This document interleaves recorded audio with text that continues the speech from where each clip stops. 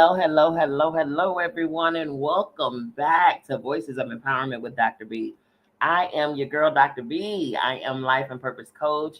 I am spiritual mentor. I am a therapist. I am marriage and family therapist. I am a licensed practicing counselor and all of the things, okay? Reader, astrologer, all of the things, you all.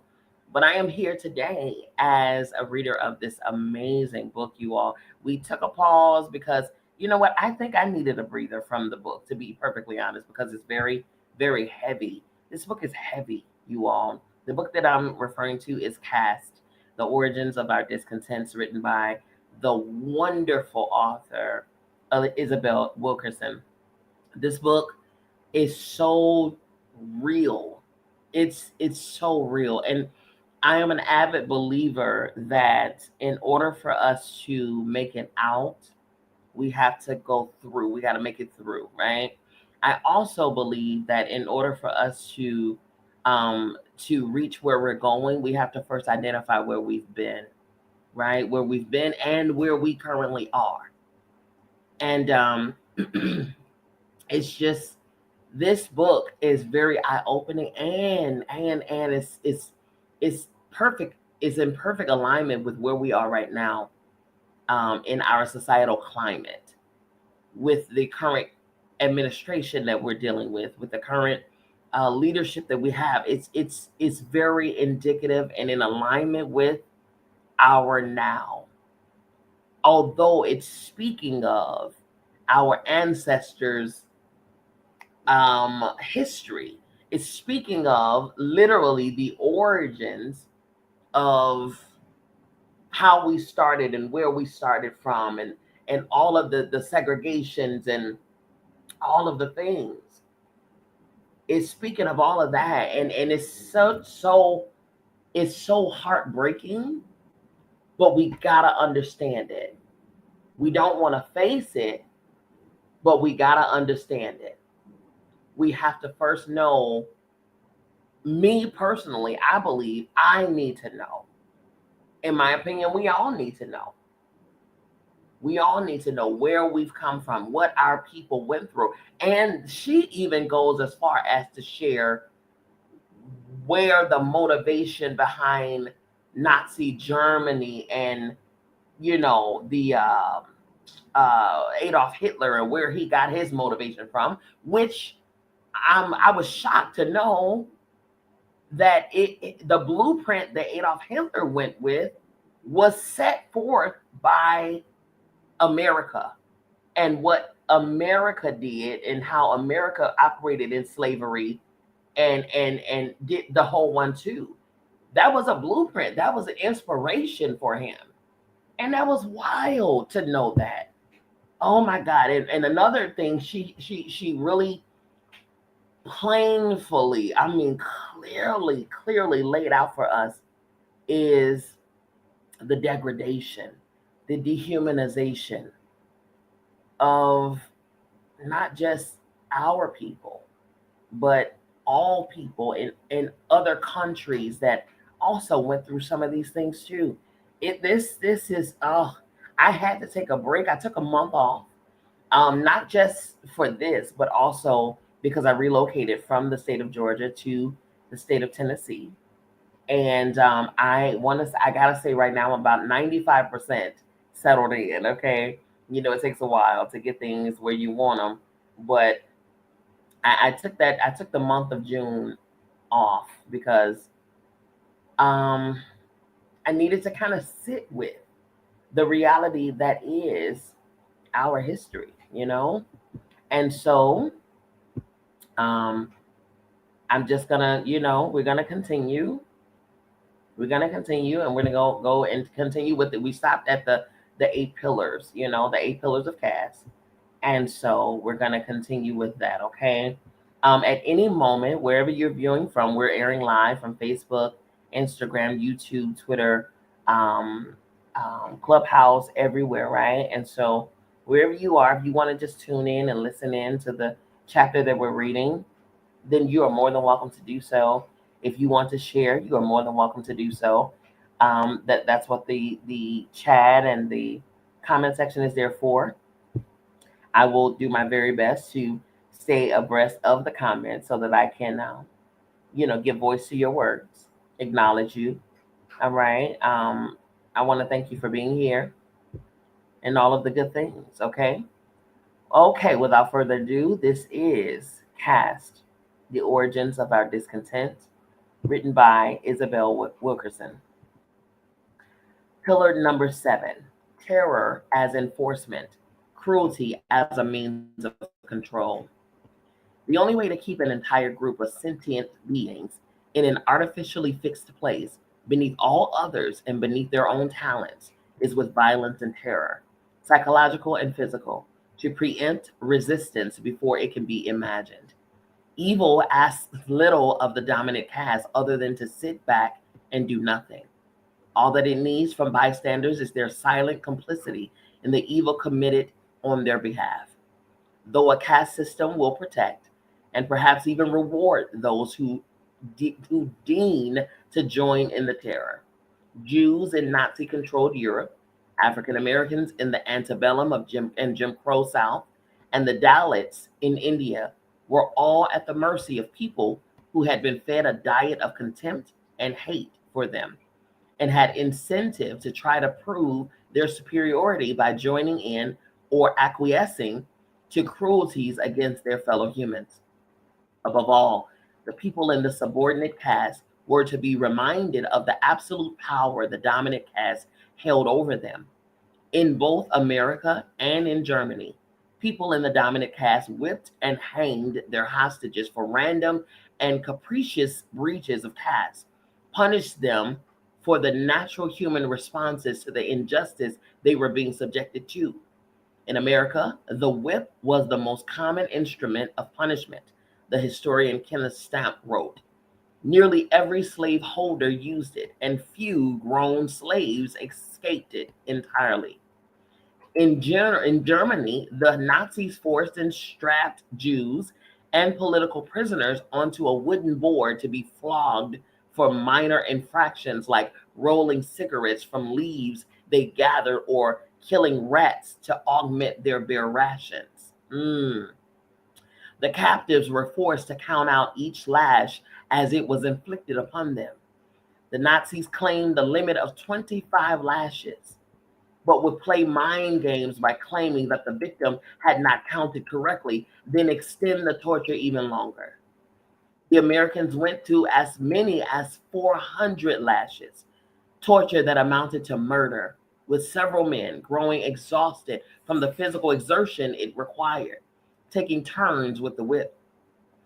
In the New World, few living creatures were, as a class of beings, subjected to the level of brute physical assault as a feature of their daily lives for as many centuries as were the subjects of American slavery. It was so commonplace that some overseers, upon arriving at a new plantation, summarily chose to whip every hand on the plantation to let them know who was in command, Stamp wrote. Some used it as incentive by flogging the last slave out of the cabin in the morning.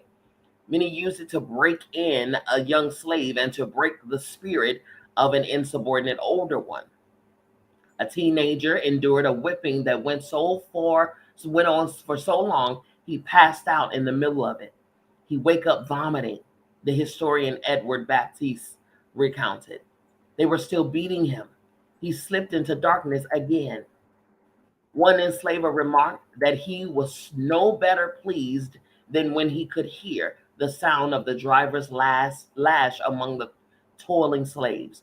For then, Baptiste wrote, he knew his system was working. Human history is rife with examples of inconceivable violence. And as Americans, we like to think of our country as being far beyond the guillotines of medieval Europe or the reign of the Huns. And yet it was here that Native Americans were occasionally skinned and made into bridal reins. Wrote the scholar Charles Mills. Andrew Jackson, the US president who oversaw the forced removal of indigenous people from their ancestral homelands during the Trial of Tears. Trail of Tears used bridle reins of indigenous flesh when he went horseback riding. And it was here that into the 20th century, African Americans were burned alive at the stake as 17-year-old Jesse Washington was in Waco, Texas in the 1916 before a crowd of thousands. The crimes of homicide, of rape, and of assault and battery were felonies in the slavery era as they are today in any civil society. They were seen then as wrong, immoral, reprehensible, and worthy of the severest punishment. But the country allowed most any atrocity to be inflicted on the Black body. Thus, 12 generations of African Americans faced the ever present danger of assault and battery, or worse, every day of their lives during the quarter millennium of enslavement. Advertisements for runaways record a catalog of assaults upon them. A North Carolina enslaver took out an ad for the return of Betty and reported having burnt her with a hot iron on the left side of her face. I tried to make the letter M. A warden in Louisiana reported that he had just taken custody of a runaway and noted that he has been lately gilded and is not yet well. Another Louisianian reported his disgust for a neighbor who had castrated 3 men of his. An order from the justices went on in New Hanover County, North Carolina, in the search of a runaway named London, granting that any person may kill and destroy the said slave by such means as he or they may think fit. This casual disregard for Black life and the deputizing of any citizen to take that life would become a harbinger of the low value accorded African Americans in the police and vigilante shootings of unarmed Black citizens that continued into the early decades of the 21st century. Some argue in hindsight that people who were enslaved were seen as too valuable to be hurt or killed. That argument disregards the many instances of humans trashing their own property, of absentee slumlords who get by with the least maintenance of their buildings, for example, with other catastrophic consequences. But more important, it misinterprets violence as merely damage to one's property, presumably rare and against the interests of the owner, when it was actually a terror mechanism that was part of the regular maintenance of an unnatural institution, part of the calculus of American slavery. A Louisiana planter once left his plantation in the care of an overseer and staff. Upon returning after a year's absence, the planter discovered the overseer and his men had beaten and starved the enslaved people while the planter was away, and that his inventory had shrunk. On that one family plantation, at least 12 slaves had died at the overseer's hands, Stamp wrote. The planter would have to factor that loss into the cost of doing business. Nazi Germany and the American South devised shockingly similar means of punishment to instill terror in the subordinate caste. Hostages in Nazi labor camps were subjected to public hangings in front of a full assemblage of camp prisoners for any minor offense or merely to remind the survivors of the power of their captors. In the special prisons inside the concentration camps, there stood a lynching post designed to draw out the agony of the captive being killed. Across the ocean in the same era, lynchings preceded by mutilation were a feature of the Southern landscape. Both the Germans in the Nazi era and the descendants of the Confederacy used ritualized torture for arbitrary infractions, some as minor as stealing shoes or pocket change, or in the case of the American South, for acting out of one's place.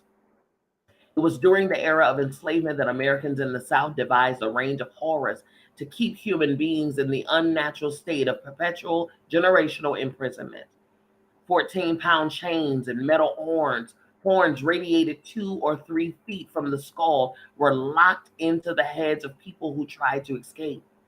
Slave pens had flogging rooms in the attics where rows of wooden cleats for the reeving cords were screwed into the floor to tie people down for their floggings for not speaking up and looking bright and smart to their potential buyers. Every day there was flogging going on, wrote John Brown, a survivor of slavery. The tortures were elaborate enough to be given names. One was called bucking, in which the person was stripped naked, hands and feet tied, forced into a seated position around a stake, and rotated for 3 hours of flogging with a cowhide, as other enslaved people were forced to watch. The person was then washed down with salt and red pepper. An enslaved man named John Glasgow was punished in this way for having slipped away to see his wife on another plantation. Then there was the picket, which involved iron cleats, pulleys, and cords that formed a gallows along the crossbeam of whipping posts and the sharp end of a stake. John Glasgow suffered this too after attempting to see his wife again. His fellow captives were made to take turns whipping him or face the same punishment themselves. He was left to die or recover, as might be. Brown says, it was a month before he stirred from this plank.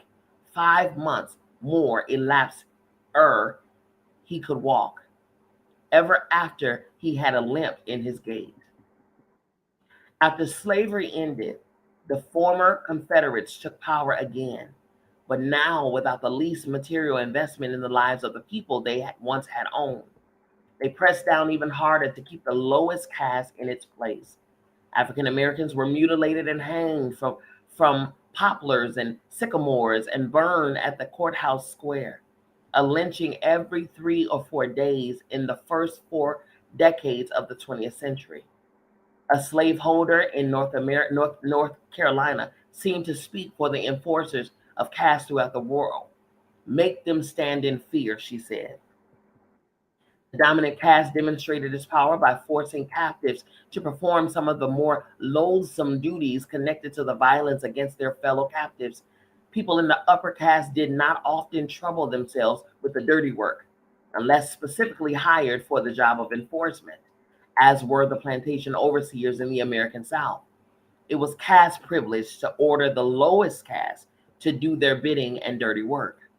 It was part of the psychological degradation that reinforced one's own stigma and utter subjugation, some dominated that they were left with little choice but to cooperate if they were to save themselves for one more day.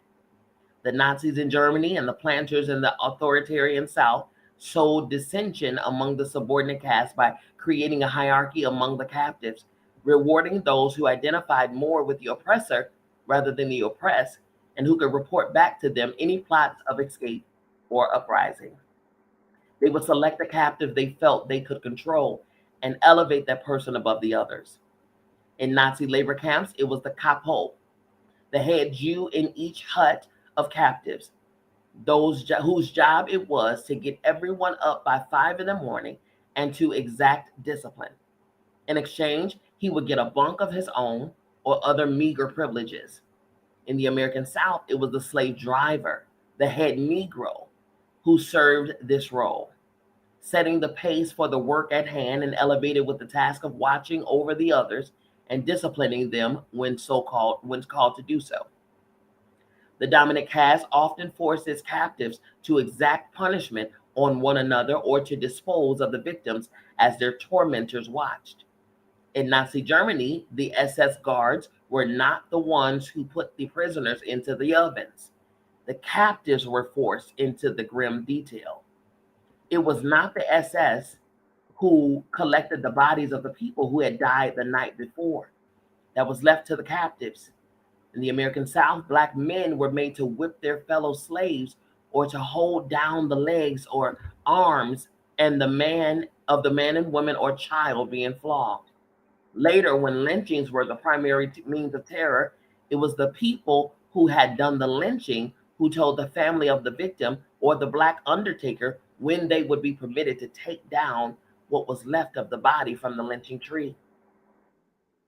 One day in the mid 18th century, an elder of the Presbyterian Church was passing through a piece of timbered land in a slaving province of the American South when he had heard what he called a sound as of murder. He rode in that direction and discovered a naked black man hung to the limb of a tree by his hands, his feet chained together, and a pine rail laid with one end on the chain between his legs and the other upon the ground to steady him. The overseer had administered 400 lashes on the man's body. The miserably lacerated slave was then taken down and put to care of a physician, the Presbyterian elder said. The elder asked the overseer, one of the men who had inflicted this upon another human being, the offense for which all this was done. He was told that the enslaved man had made a comment that was seen as beyond his station. It began when the owner said that the rows of corn the enslaved man had planted were uneven. The enslaved man offered his opinion. Massa, much corn grow on a crooked row as a straight one.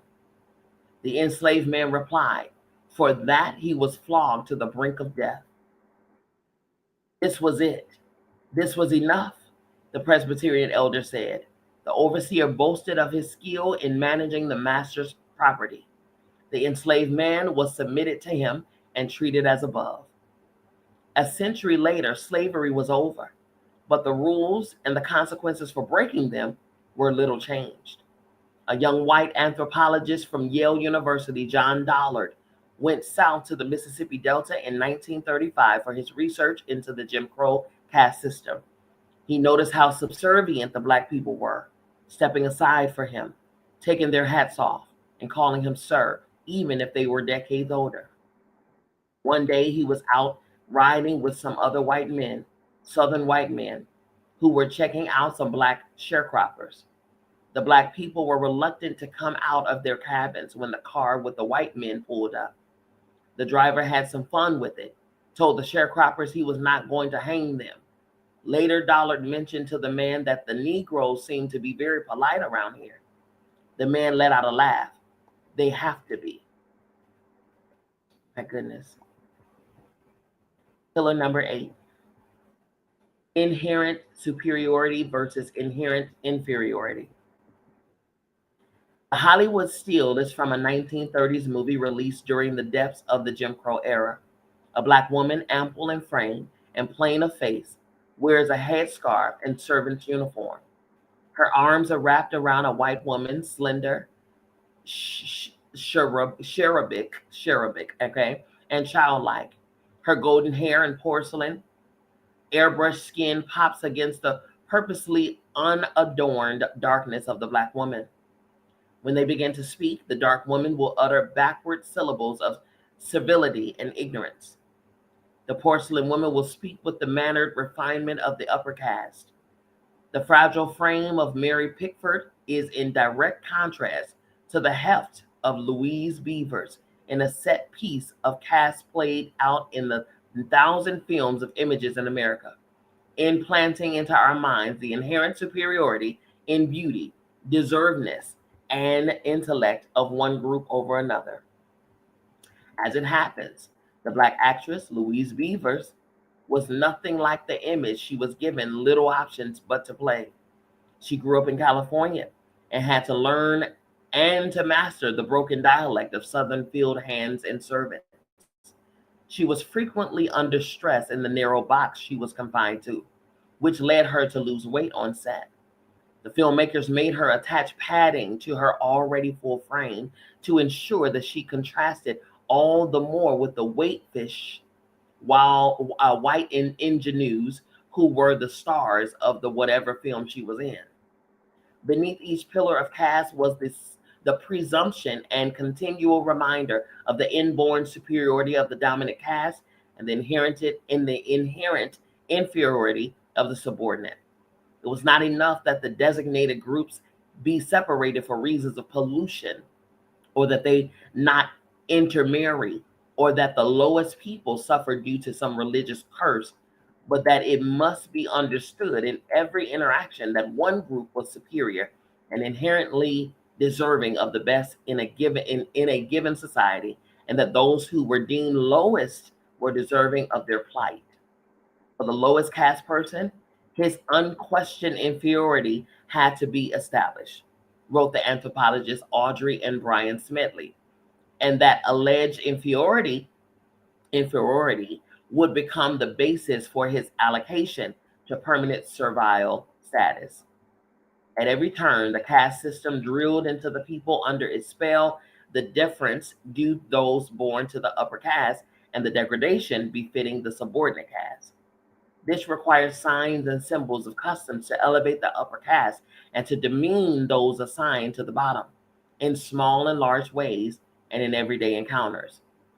He must be held subject, like other domestic animals, observed the 19th century abolitionist William Goodell, to the superior race holding dominion over him. African Americans during the century of the Jim Crow regime and Jews during the murderous 12 years of the Third Reich were often prohibited from sidewalks and were forced instead to give way to the dominant caste or to walk in the gutter as a reminder of their degraded station. If a Negro man or woman met a white person on the street in Richmond, Virginia, for example, wrote the historian Bertram Doyle, they were required to give the wall, and if necessary, to get off the sidewalk into the street, on pain of punishment with stripes on the bare back. During the height of the caste systems in America, in India, and in the Third Reich, the lowest caste was not permitted to bear the symbols of success and status reserved for the upper caste. They were not to be dressed better than the upper caste, not to drive better cars than the upper caste, not to have homes more extravagant than the upper caste should they manage to secure them.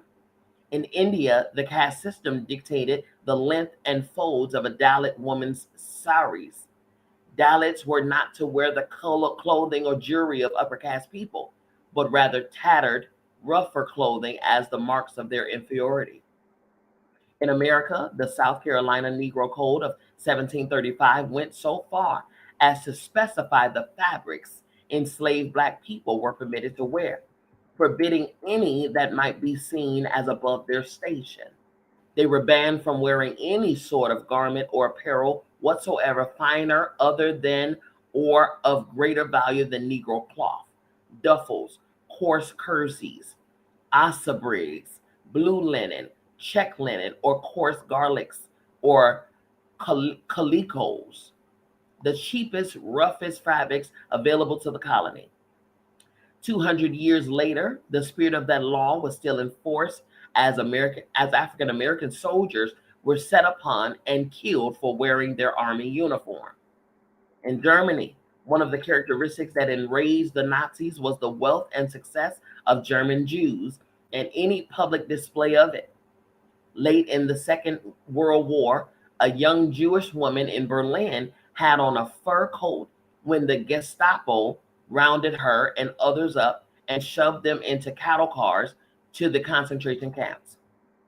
Upon arrival, the SS were incensed to see a Jewish woman in fur that their wives could likely not afford, and out of hatred forced her into the camp's pigsty and rolled her in her fur coat over and over in the icy muck, leaving her to die in the bitter cold. But this was just days before the Allied forces reached them, and this was how she survived, eating the food scraps thrown into the sty. She huddled inside the pigs and stayed warm until liberation. From the beginning, the power of caste and the superior status of the dominant group was perhaps never clearer than when the person deemed superior was unquestionably not. Given that intelligence is distributed in relatively similar proportions among individuals in any subset, it was a special form of human abuse that everyone in a particular group, regardless of intellect, morality, ethics, or humanness, was automatically accorded control over everyone in another group, regardless of their gifts. The historian Kenneth Stamp described the arbitrary nature of life for enslaved people in the caste system. The terrifying forced submission to individuals who were unfit for absolute power over the life and death of another. They were owned by a woman unable to read or write, Stamp wrote, scarcely able to count to 10, legally incompetent to contract marriage, and yet had to submit to their sovereignty, depend upon her for their next breath. They were owned by drunkards, such as Lilburn Lewis of Livingston County, Kentucky, who once chopped a slave to bits with an axe, Stamp wrote, and by sadists such as Madame LaLaurie, Madame LaLaurie of New Orleans, who tortured her slaves for her own amusement. In order to survive, they were to give away to the most wretched white man, observed the Farmer's Register of 1834. For much of the time that African Americans had been in this land, they have had to find ways to stay alive in a structure that required total submission. A close reading of their betters and the performances of that submission in order to avoid savage punishment. They must obey at all times and under all circumstances cheerfully and with alacrity, said a Virginia slave owner. They had to adjust themselves to the shifting and arbitrary demands of whatever dominant person they happened to be encountering in that moment. This created a nerve-jangling existence, given that any number of acts, according to the North Carolina judge during the time of slavery, could be read as insolent, whether it was a look, the pointing of a finger, a refusal or neglect to step out of the way when a white person is seen to approach. To these, the 19th century orator Frederick Douglass added the following gestures that would incite white rage and violence. In the tone of an answer, Douglass wrote, in answering at all, in not answering, in the expression of countenance, in the motion of the hand, in the gait, manner, and bearing. Any one of these, if tortured, would destroy the subordination upon which our social system rests, the North Carolina judge said. This code extended for generations. Years after the Nazis were defeated across the Atlantic, African Americans were still being brutalized for the least appearance of stepping out of their place. Planters routinely whipped their sharecroppers for trivial offenses, wrote Allison Davis and Burlow and Mary Gardner in 1941. A planter in Mississippi said that if his tenant didn't stop acting so big, the next time he would be the bullet or a rope. It would be a bullet or the rope. That was the way to manage them when they get too big. In 1948, a black tenant farmer in Louise, Mississippi, was severely beaten by two whites, wrote the historian James C. Cobb, because he asked for a receipt after paying his water bill. The most trivial interactions had to be managed with ranking in mind. Well into 1960s in the American South, the mere boarding of a public bus was a tightly choreographed affair devised for maximum humiliation and stigma to the lowest caste. Unlike dominant caste, passengers who climbed aboard paid their bus fare and took a seat. Black passengers had to climb up, pay their fare, then get off the bus so as not to pollute or disturb the white section by walking through it. Having been forced to disembark after paying, they then had to run to the back door of the bus to board in the colored section. It was not uncommon for the bus to drive off before they would make it to the back door. The passengers who had the least room for error, the least resources to the benefit of the ticket they had paid for, the least cushion to weather a setback, would now be humiliated as the bus pulled off without them, now likely to arrive late for work, thus putting already tenuous jobs at further risk. The Negro occupies a position of inferiority and servility, of which he is constantly reminded when traveling, by restriction and by the attitudes of his white neighbors, wrote the historian Bertram Doyle. The laws and protocols kept them both apart and low. The greater the chasm, the easier to distance and degrade, the easier to justify any injustice or depravity. The human meaning of caste for those who live it is power and vulnerability, privilege and oppression, honor and denigration, plenty and want, reward and deprivation, security, and anxiety, wrote the preeminent American scholar of caste, Gerald Berryman. A description of caste which fails to convey this is a travesty. In the slave-holding South, some of the dominant castes grew so accustomed to the embedded superiority built into their days and the brutality that it took to maintain it that they wondered how they might manage in the afterlife. Is it possible that any of my slaves could go to heaven? A dominant caste woman in South Carolina asked her minister, and I must see them there? A century after the slaveholder spoke those words, the caste system had survived and mutated, its pillars intact. America was fighting in World War II, and the public school district in Columbus, Ohio decided to hold an essay contest, challenging students to consider the question, what to do with Hitler after the war? It was the spring of 1944, the same year that a Black boy was forced to jump to his death in front of his stricken father over the Christmas card the boy had sent to a white girl at a school. In that atmosphere, a 16-year-old African-American girl thought about what should befall Hitler. She won the student essay contest with a single sentence: put him in a black skin and let him live the rest of his life in America. My goodness, man. Oh, my goodness.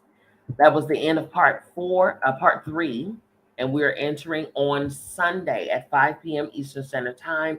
We're entering into part 4, the tentacles of caste. Part 4, the tentacles of caste, and it begins with brown eyes versus blue eyes. My goodness, man. We're back. We're back reading the book, Caste, the Origins of Our Discontent. You all, as per usual, if you need the book, please inbox me, send me an email, send me a message wherever you can, and request this book. It is free of charge to you. Yes, we are a nonprofit organization. Yes, we do accept donations, and you are more than welcome to give, but they are welcome, but they are not required for you to get the reading material. Every single time that we go on reading, whether it's this book or any book that we've ever read or will read, it is made available for you free of charge. All you have to do is request, and I will send a PDF version for you to read it and read along, read with us. We would love to have you, or you can read it at your own leisure, okay? But the only thing that we ask is that you read it. Okay. That'll be all for today, you all. Listen, it's real. It's real. It's so real.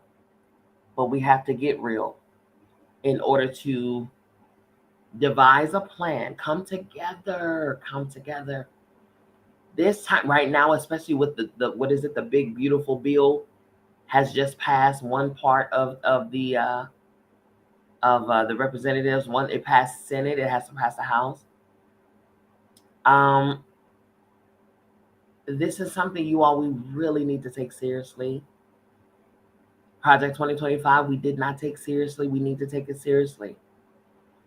We're getting back into the days where it is requiring us to come together and go in the ways of which we came from, the days and the ways of our ancestors, our elders, where they came together as a village, as a community, and made it happen for one another. We have to get back there. We got to get back to the barter system. We got to get back to our own gardens and growing with our hands and gathering the children and teaching and helping and sewing and healing. Get back to healing, people. Get back to healing. Get back to healing. I am a certified conjure woman root worker. Yes, I am. Get back to connecting with nature, because in nature are our answers, our medicines, our food. Nature gives, bears fruit constantly. Connect with her so that she can give to you, because we're in a time where we're going to have to go back to the basics that our elders had, our great grandparents. Get back there. We have become way too privileged. Yes, I mean privileged. We've become way too privileged to where we have stopped learning, stopped connecting. We have to get back to what we once were, what we already are. We are interconnected beings. The only way that we will survive is by connecting, staying together, drawing from one another, building with one another, helping one another. I am you, you are me. We are holding each other's hand, walking each other back home. Get together, okay? We'll be back here on Sunday, 5 p.m. Eastern Standard Time, right here on Voices of Empowerment. I love you. I mean it. There is absolutely positively nothing you can do about it. Don't you even try. We'll see you back here Sunday. Have a great rest of your week. Peace.